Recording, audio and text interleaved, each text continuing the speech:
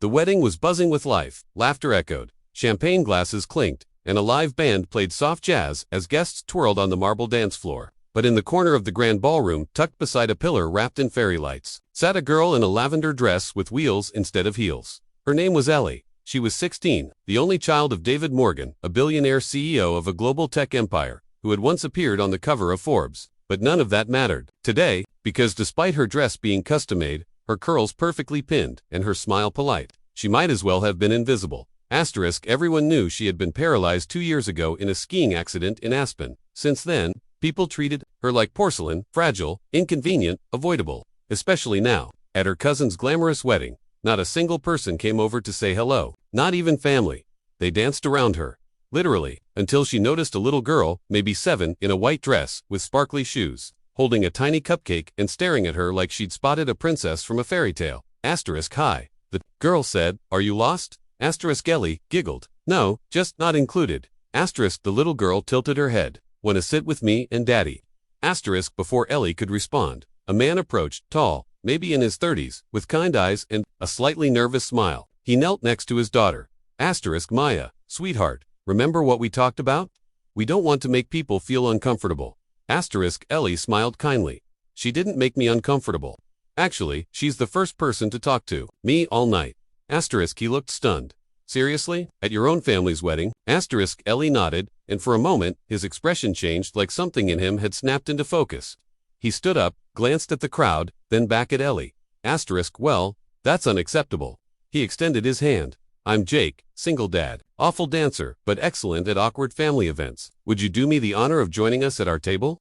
We have mini cheesecakes, in Maya's approval, which frankly is harder to get than the Queen's." Ellie laughed, really laughed, and it felt like air in her lungs again. Jake wheeled her over to their table, right in the middle of the room where no one could miss her. And yet, suddenly, people wanted to see her. Maybe because Jake treated her like a person, not a problem. Maybe because Maya was clinging to Ellie's arm like they'd been best friends forever. Or maybe, just maybe, kindness is louder than silence. The bride's sister eventually came by and said, "Oh Ellie, we didn't want to make you feel pressured." Ellie answered calmly, "Being included isn't pressure. It's human."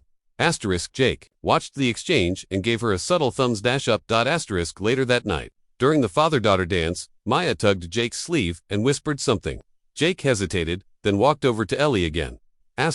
She says it's unfair, that only the bride gets a special dance. She thinks you deserve one, too. Ellie blinked, caught off guard. I don't really dance anymore." Jake grinned. "I told her that," she said, "then wheel around." Ellie looked at Maya, who was now standing on a chair, waving her arms like a conductor. The DJ smiled and, without asking, switched the song to A Million Dreams. Jake bent slightly and placed one hand gently on Ellie's as she wheeled onto the floor. They moved, not fast, not perfect, but graceful in their own rhythm, and the whole ballroom watched. This time, no one turned away. As they danced, Ellie's father, David Morgan, arrived late, delayed by a board emergency overseas. When he walked in and saw his daughter laughing in the middle of the dance floor, cheeks glowing, he froze. Tears filled his eyes. It had been so long since she'd looked free. After the dance, he approached Jake and whispered, "I don't know who you are, but thank you for reminding my daughter she still belongs in the spotlight." Jake nodded. She never stopped. People just forgot to look. The rest of the night, Ellie wasn't ignored.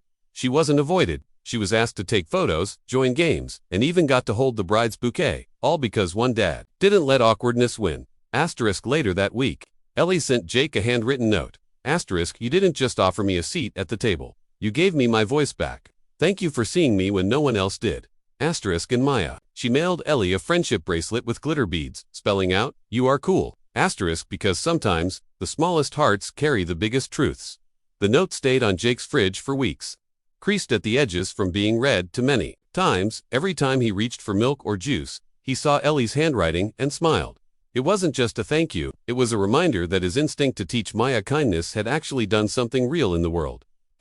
Maya, on the other hand, wouldn't stop talking about her princess friend. She asked when they could visit Ellie, if she could go over for a tea party, and if wheelchairs came in sparkly pink. Jake promised they'd plan something soon. He just hadn't expected what would come next.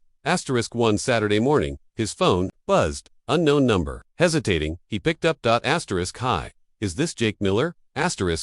Yeah. Asterisk, this is Carolyn, Mr. David Morgan's assistant. He asked me to reach out. He'd like to meet you. Personally, asterisk Jake was silent for a moment. David Morgan, Ellie's dad? Asterisk, yes. Are you available this afternoon? Asterisk, when Jake arrived at the downtown tower, with Maya's hand tightly in his, he felt ridiculously out of place. The lobby had marble floors, so shiny you could see your soul in them. A receptionist escorted them to a private elevator and up to the 30th floor, where David Morgan stood in a sleek gray suit, next to floor-to-ceiling windows. Asterisk Jake, he greeted, and this must be Maya. Asterisk Maya immediately waved. Hi, you have really big windows. Asterisk David chuckled. Thank you, I like the light. Asterisk Jake offered a hand. I wasn't expecting this. Asterisk I know, but I wasn't expecting you either. I came to that wedding late and saw something I hadn't seen in 2 years, my daughter happy. Asterisk Jake shifted uncomfortably. I didn't do much. Asterisk David looked at him, firm. You did everything. Asterisk